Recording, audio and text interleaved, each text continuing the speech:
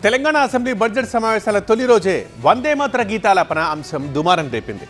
MIM ఎమ్మెల్యేలు వందే మాతరం గీతాన్ని అవమానించారంటూ BJP తీవ్రస్థాయిలో ఫైర్ అయింది.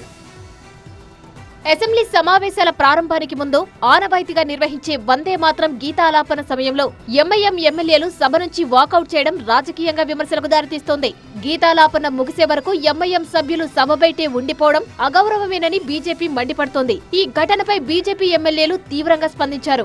వందే మాత్రం పాడడం, గౌరవించడం దేశభక్తికి చిహ్నం. దానిని నిరసిస్తూ సభ నుంచి బయటకు వెళ్లడం భరతమాతను, జాతీయ గీతాన్ని ప్రత్యక్షంగా అవమానించడమేనని వారు ఆగ్రహం వ్యక్తం చేస్తున్నారు. ఈ రకంగా వ్యవహరించిన ఎంఐఎం సభ్యులపై చర్యలు తీసుకోవాలని డిమాండ్ చేశారు. ఈ రోజు వందే మాతర గేయాన్ని అవమానపరిచినటువంటి ఎంఐఎం శాసన సభ్యుల మీద తప్పకుండా చర్యలు తీసుకోవాలి. వాళ్ళ ఎమ్మెల్యే పదవులను కూడా తొలగించాలని భారతీయ జనతా పార్టీ డిమాండ్ చేస్తున్నది. అసెంబ్లీలో ఎంఐఎం తీరు సరికాదన్నారు కేంద్ర మంత్రి బండి సంజయ్. వందే మాత్రం పాడుతుండగా వాకౌట్ చేయడం సిగ్గుచేటని విమర్శించారు. జాతీయ గీతానికి, భరతమాతకు ఇది అవమానమన్నారు. మజ్లిస్ అసలు రంగు బయటపడిందని ఆరోపించారు.